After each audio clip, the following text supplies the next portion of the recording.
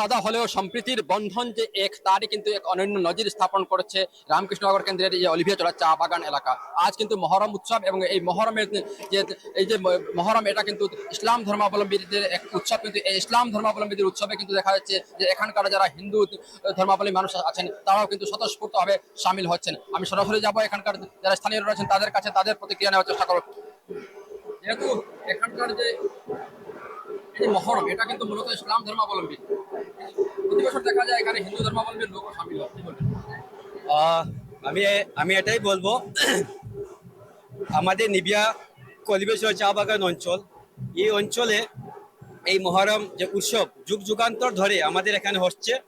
এবং এই যে উৎসব এখানে মুসলিম হিন্দু বলে কোনো কিছু নেই, এখানে শান্তি সম্প্রীতির এক অনন্য যে রূপ আপনি এটা এখানে দেখতে পাবেন। এই একটি মাঠ আছে, এই সেমই মাঠ, এই সেম মাঠেই আমাদের রামলীলা মাঠও হয়ে থাকে। ঠিক পাশেই আমাদের এখানে দেখছেন যে মা কালী মন্দির আছে, দুর্গা মন্দির আছে, সেখানে মারও পুজো হয়ে থাকে।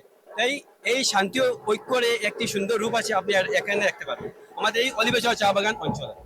দেখা যাচ্ছে যেখানে তাজিয়া বা মহরমের তাজিয়া যেখানে এখানে রাখা হয়েছে যে মাঠে, সেই মাঠের পাশে কিন্তু রয়েছে দুর্গা মণ্ডপ, এবং তার ঠিক পাশে রয়েছে রামলীলার যে প্রেক্ষাগৃহ। অর্থাৎ প্রতি বছর এখানে দুর্গাপূজা অনুষ্ঠিত হয়, প্রতি বছর এখানে হিন্দু ধর্মাবলম্বীদের রামলীলাও হয়, এবং প্রতি বছর কিন্তু একই মাঠে এখানে কিন্তু তাজিয়াও এনে রাখা হয়, অর্থাৎ মহরম উৎসব এখানে পালন করা হয়।